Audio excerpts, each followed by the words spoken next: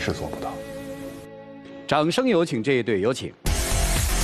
孟先生，28岁，来自郑州，导演，有请孟先生。孙女士，23岁，来自郑州，个体，有请孙女士，有请。欢迎哈，结婚是2年了是吧？2年多了。嚯，21岁就嫁了？呵，可以哈。今天谁要来啊？我要来的。来干嘛呀？就是结婚这么久了，他一直不愿意跟我回娘家。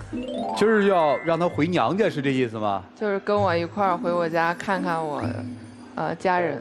哦，这么听起来就是他跟你娘家人的关系不是特别好，是吧？对。娘家住得很远吗？很近，2个小时就到。也有几百公里吧。那怎么不去呢？一方面忙呗，另外一方面就是心里头有点膈应。为啥有这种膈应呢？其实我们俩结婚之前都已经说过这个事儿，就是结婚之后他不强迫我跟着他回娘家啊，就是因为我们2个婚前从谈恋爱一直到结婚，他娘家人表示出来的那种种种的不屑、看不起和不支持、不理解，导致我慢慢这个心里头都开始压抑了。你个小心眼子，人家把闺女嫁给你还记这些仇啊？也不能算是我记仇吧。啊。要说这些事儿要搁谁身上谁也受不了。啥事儿？你说来听听。我一件一件说吧。啊，说啊。那我媳妇儿我说吧。其实在家挺听媳妇儿话的，我是这样一个人。听话吗？除了这个事儿。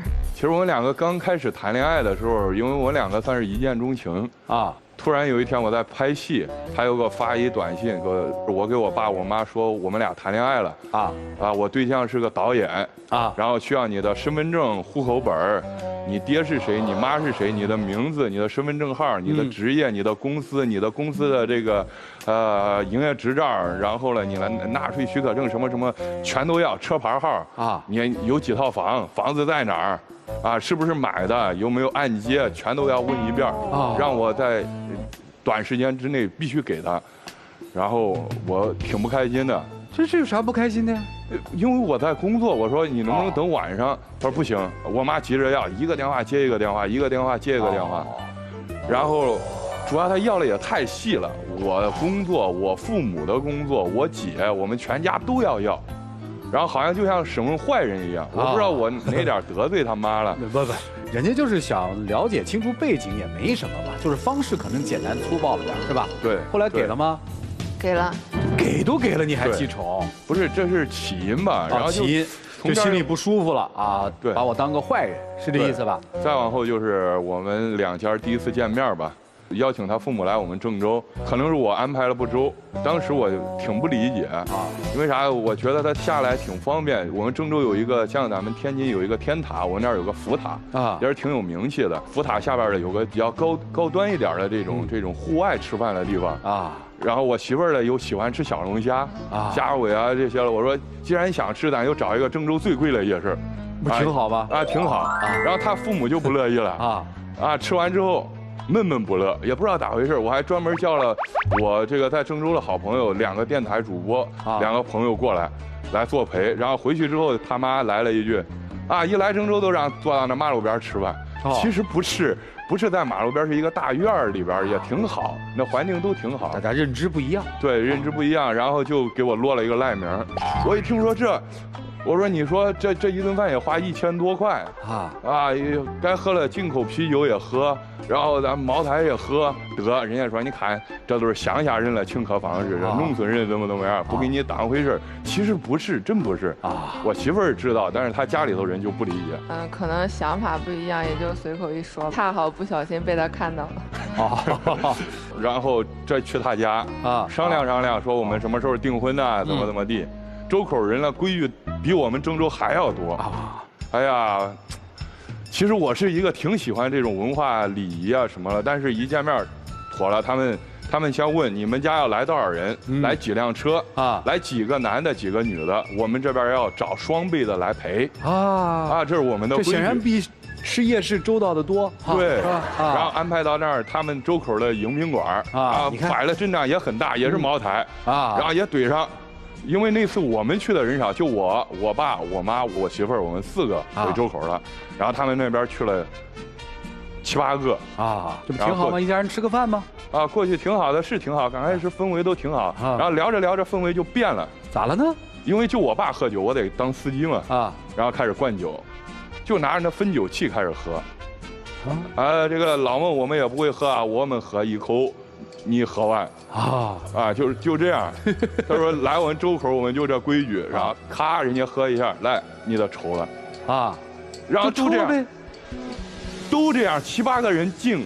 搁谁受得了？好，这一圈下好嘛，这一壶，将近3两吧。这接二连三抽2、3壶，我爸就受不了。我爸今年都62了，那年60，搁谁心里都不心疼，心疼啊！然后我给媳妇儿说，我说了，你给你妈说，这边我们都该走了，这也差不多了。我看我爸喝了半斤多，也差不多晕乎乎的。然后我媳妇儿给他妈一说，他妈没说话，他大姨、二姨直接撂我媳妇儿一句话：“你小屁孩，你懂啥？你别管，这大人的事儿，这个就是要给他干翻。”就这意思，当时脸就红了，就对我媳妇儿都吼了。然后我一听见这，我当时都恼了，我说：“你这明显的就是欺负人呢！我就看不惯这种人，你凭什么？你欺负我可以，你欺负我爸我就不认了。”人家是表示一个热情周到，他太热情了，然后就接二连三的灌，他们那样的，一喝。干了啊！他们还到呢哈！我亲眼看见，然后我媳妇儿也知道，关键他们是车轮战，7、8个男的对我爸一个。但是我们那天来这么多人，也是想表达一下重视。对，总比在街边吃点东西好得多，对吧？后来呢？后来这还没建成。因为当时喝多了没有聊成，就是说今天不聊这个事儿，不聊他俩在一起不在一起的事儿，不管不说，咱就先喝酒。然后后来又去开始开价钱，很简单，我们开什么价钱？就是说我要娶她，我得给她家钱。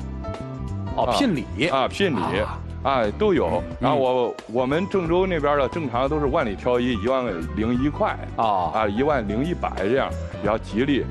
然后他说我们这儿也是。我们这是百里挑2，俺爸说啥意思？120万起价，你看是往上添，然后还得有车有房，得写到他名下。主要还不是他父母说，是谁说了？是他二姨的丈夫二姨夫他说的。然后我说这事儿为啥你来说？他说我就管了。主要是我是单亲家庭，然后我是我妈养大的。对。然后我也是这些亲人养大的，他们是我衣食父母。听明白了，等于120万。对，还得有车，车有标准吗？车没标准什么车都行，几十万以上吧，反正。那还是有标准。对，落差比较大。从万里挑一到100万挑2，那是真的不一样啊。后来呢，给没给啊？没给嘛，肯定不没给不就行了吗？哎呀，这就是我比较，人就是拔个面儿，按老百姓的话说，这走个过场就完了，对吧？后来我们就是说订婚的时候，又去他姥爷家，咋说了？就是到他姥爷家之后，他姥爷搁那打麻将呢，搁那玩了。他要欣欣嘛，然后欣欣的男朋友还有他这个公公婆婆都来了，你不出来啊？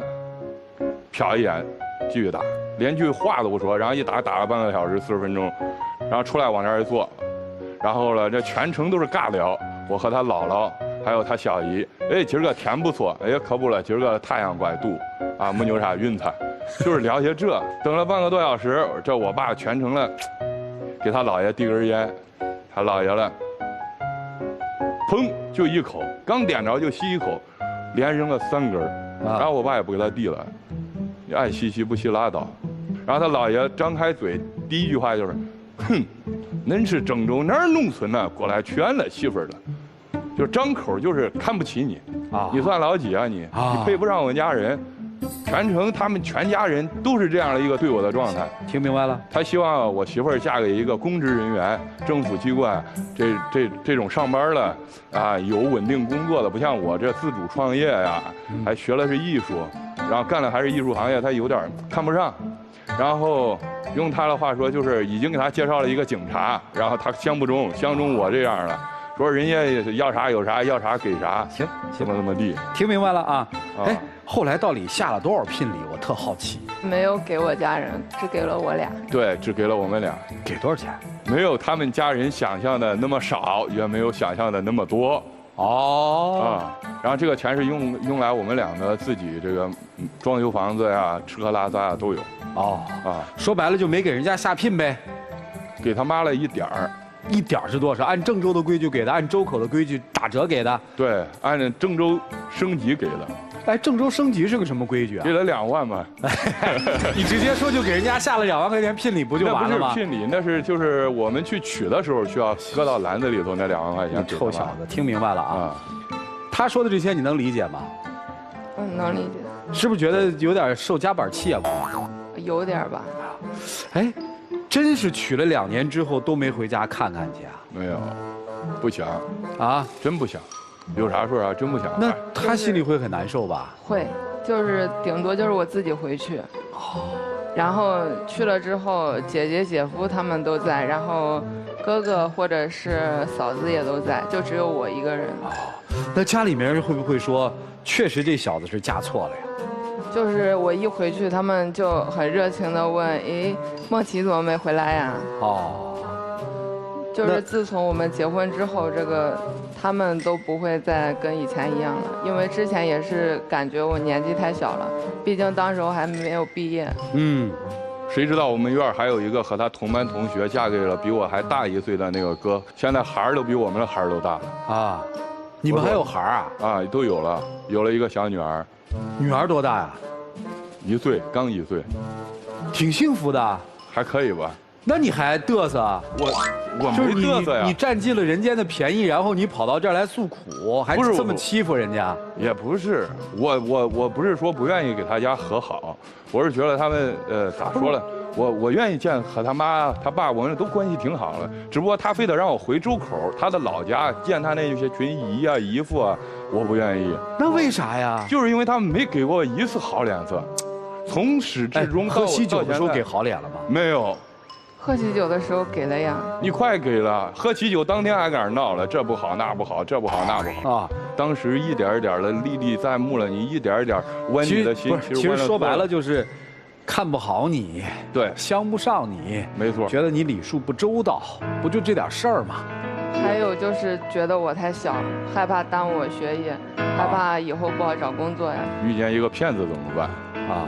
认为你是个骗子吧？对，一直认为我是个骗子。现在还认为你是骗子吗？现在好多了。就是经过了解之后，就已经知道了不是那么回事儿。然后等到结婚的时候，也就都来了，也都看好我们了。后来也都开始希望我们能好好的。然后他翻车了。我跟我丈母娘关系很好啊。看吗？她来郑州啊。我妈不会开车，她每次想见小孩都得自己坐车过来，那车也特别挤，特别难受。你们咋不接一下啊？她不愿意回去吗？哎，这结婚以后和结婚之前，这男人变样了吗？结婚之前也没有感觉到，因为当时是我跟他一块儿力争要跟他在一起。然后我也跟他一块儿没有回家，但是结婚之后我就很想能2家人一块儿幸幸福福的吧。但是他都不愿意跟我一块儿回去。这爱老婆吗？哎呀，我没有不喜欢他父母，我就是不喜欢他娘家人背后的那群娘家人。你又不跟他们一起生活。是啊，那所以嘛，主任你说这句话说的特别对，我又和他不一起生活，我为什么要回去看他？可是他需要老死不相往来最好。他需要跟他们见面，他们曾经在他的成长经历当中帮过他，扶过他。对，难道我们不需要？他可以回去啊，我没有反对啊。你为什么不回去？我为什么要回去？你是她丈夫啊。因为我们从第一次见面到我们最后一次见面，他都不给我好脸，我为啥要回去？就是假如说，要是你见到一个人，他啪扇你一巴掌，第2次见他啪又扇你一巴掌，连续一直到你最后一次见他见你一次扇你一次巴掌，你还要回去见他？倒回到2年前，包括你们谈恋爱的时候，刚刚20出头嘛，突然带了一个男朋友回来说我要嫁人的时候，那当然会出现很多的这种冲突啊。干嘛那么耿耿于怀呢？你这样吧，你听听老师们的分析吧。我们一起进入丘比特问卷。听过那句话吧？冰冻3尺非一日之寒，是吧？对。现在可能他会伤心落泪，但是未来这件事情对他的影响就可能是对你逐渐失望。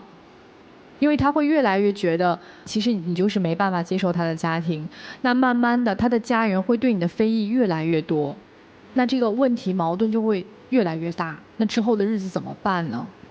她既然是你的妻子，你娶回去了，就算你心里有再多的不甘心、不情愿的，但你也要接受这个事实。那如果你要没办法接受，当初你别结这个婚呢？你不能你只要好的，不要不好的呀。因为一个人的成长环境里面一定是好坏兼并的。他的家人出发点也是为了让他过得幸福，为了让他过得好。那一定会把关，可能这个把关的方式是让人有一点接受不了的。可是你要看到他们的出发点，是不是？谢谢。谢谢张大老师。来，徐总，你觉得自己都占理，对不对？不是。哦，那你哪儿错了呢？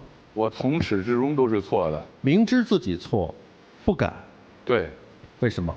为了我心爱的姑娘，我就算错一辈子我也得这样做。就是因为当时他们家要说我听着他们家的话，我肯定娶不了我媳妇儿了。我早就放弃了，但是我不。对。也就是说，当时他背后的姨和舅他们认错人了。我不是那样的，我会100倍的对我的老婆好，对不对？对。你一边在说看我们多幸福，当时你们认错了，你们错了。对。另一方面，在这件事情上，你的老婆是深受你的折磨的，她希望你陪她回去，希望真正的说你在他们身边你是对的，而让他们真正的愧疚是在于你的行动，而不在于说你跟他们揪这点小事儿。我不知道这件事情你跟你父亲有沟通过吗？春节的时候，我的公公婆婆已经都想好了，带着我还有他还有我们的孩子一块儿回家，然后把这个事情解决了。但是他就不想不给机会。他在这一点上，我觉得你很冷漠。他在这一点他幸福吗？他哭了呀。不要让这个错越捅越大，好吗？就这样，祝你们幸福。好，谢谢徐总。来，叶老师，我要认真的批评你啊。好。其实我相信大部分人能够感受得到，当初你妻子的娘家人为难你，不是真为难，他们是担心他没有学校毕业，一个比他大挺多的男孩，是不是会对他真的负责任？而现在我看起来你的表现，你可真的是欺负他。你不要笑，真的，我觉得这姑娘少言寡语的，就真的让你欺负了。这换成稍微厉害点姑娘，能让你在那儿叨叨，因为这样一件小事儿，当初这个娘家人，很多娘家人是会为难新女婿的呀，你没听说过吗？但你真的把我女儿娶了，对我女儿好，当初多难听话说你，以后就多好的状态对你。女生，我想说的是啊，你也愿意听他的，对吗？但是你看，现在因为回娘家这件事情，他就这样对你。等你将来再有点别的事情不顺他的心，他会怎么对你？在我们听起来这么小一件事情，他居然都不能顺着你，那还是能力不够，好吗？我希望你快快成长，我希望丈夫能够在这件小事情上不要再较真儿，更善良一点的对他，更尊重他的家人，好吗？谢谢。谢谢杨老师。来，涂老师。这好男人呢，首先第一点不会让心爱的女人委屈。你爱她说的很容易，但其实爱屋及乌非常难。你开始上台的时候，你说的那些哇啦哇啦哇啦，我就在一旁听着啊。尤其说到他姥爷把那个烟扔3次的时候啊，我就在想那个场景，如果是我跟我爹在那儿，我也受不了。但后来就越听越不对劲。其实你在说他们家那些人很没素质的时候啊，其实最伤心的是他。你看不起他的出生嘛？那我也在想，这么一群没有素质的亲戚，怎么会有这么一个知书达理，在场上表现得很娴静的一个女生？因为一个人跟她的出生是分不开的。因为我不相信是那样的一帮亲戚能够培养出这样一个孩子，因为你是单亲家庭长大。这些人在你的生活当中多多少少扮演了一些温暖的角色，很重要。我不相信你的姥爷和你的那些他所描述出来的，在他认为特别粗野的不讲道理的这些人，能够培养出你这样的孩子。我觉得他们内心深处应该是有自己的忠厚和本分。你的丈母娘老远跑来看自己的外孙女，主持人问说：“你为什么要自己坐车来？”你媳妇儿都没有大声说，很委屈的说：“她不愿意接。”她都没有那样去指责他。我认为，他母亲给他教育的涵养很好。他都没跟你吹胡子瞪眼，什么都没有。你就看在这么一个低眉顺眼、小心翼翼的祈求你不要让他孤单隐之的，在那些曾经他的生命当中扮演温暖的角色的人面前，表现的自己过得不幸福，你都应该装孙子都应该去，就为了他，不为了别人，你都应该去，难道不是吗？你口口声声说我很爱我的媳妇儿，我要让自己过得更好，让他们都觉得自己瞎了眼，其实我是很优秀的人，有什么用？你连这一步你都迈不出去，你连这个头都低不了，我还渴望你能拍出什么不朽的作品？导演最应该熟知人性。我说的是真心话，就你一上场哇啦哇啦说那些，我特生气。我说这个娘家人太没素质了。后来他一说话，我马上我心就软下来了。然后我就在想里面的这些事儿，我发现其实真正的傲慢是你。而他们的家人在最开始对你带有偏见，但最终依然把她嫁给了你。他们之后，我认为是没有偏见的，否则的话就不会一次次的问他，哎，孟琪为什么没来呀？那新来的姑爷为什么没来呀？他是不是看不起我们呢？你明不明白？你就为了他，你这一步都做不到，我们真的很难相信你能这一辈子对他好。放掉你内心的傲慢，明白了就自己去做吧，就这样。好，谢谢涂老师。对他的未来是什么样，你想过吗？你给人规划过？有吗？可以问他。规划过。那这点小事儿你能做好吗？不行。这样吧，从今往后啊，公公婆婆、大伯大叔、姑姑这条线的，咱也不来往了，行吗？没让他来往过。咱们从此以后不再来往了。可以。那就读吗？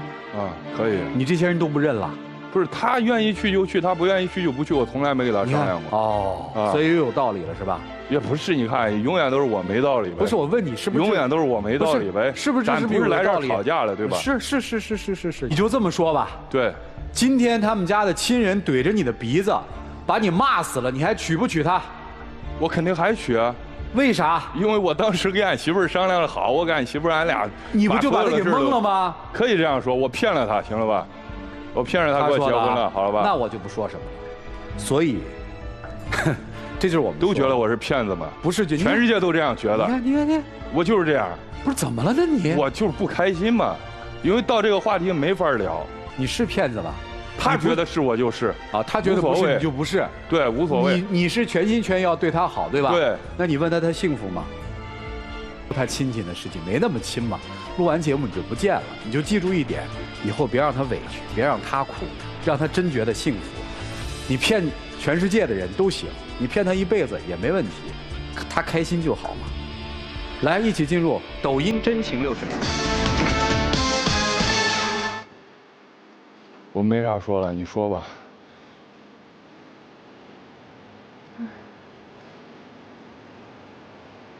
其实我心里的感受你应该都知道，但是你可能不愿意去。不是，这个世界上不是光你会哭，不是光你为难，咱俩事其实你也比他们都了解，咱们今天说的1/3都不到。反正全程大家伙儿也觉得，你看，反正你们都对，就我错。可是为了以后，为了咱俩的未来，是不是能尽量的让我们两家都幸福一点？我没有让你家不幸福啊，他爱怎么幸福怎么幸福呀，好吧？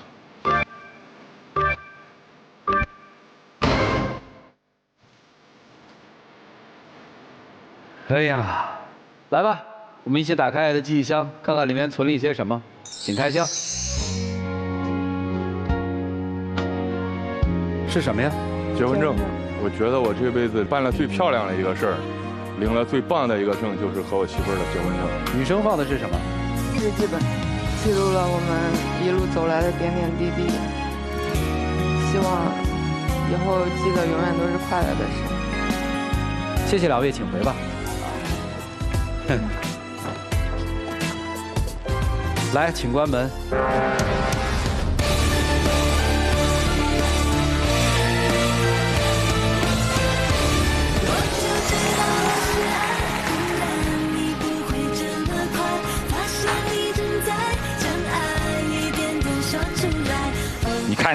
你看你那傻不拉几的样，我知道你很幸福，但是我还是要劝你一句，他妈不容易，孤儿寡母带大他，所以你就看着他和他妈2个人的面子上，你不回去，让他们俩在家里真的没面子。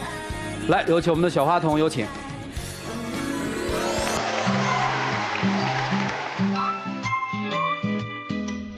哎，谢谢两位。你赶紧答应人家，这个过年陪人家回去一次。答应我吧。你只要说了，他就特高兴。过年带我回娘家，带着宝宝。去不去？一起和家里人吃饭，见他们。见谁？见我所有的亲戚。没问题，去答应我。见我所有的亲戚。尽量吧，好不好？不，你要答应我，当着所有人的面。再说吧。答应我。啊。一定。说。哎呦，请亮灯吧，请亮灯吧。好。来，请亮灯吧。谢谢。谢谢啊，不勉强吧，按自己的想法活吧。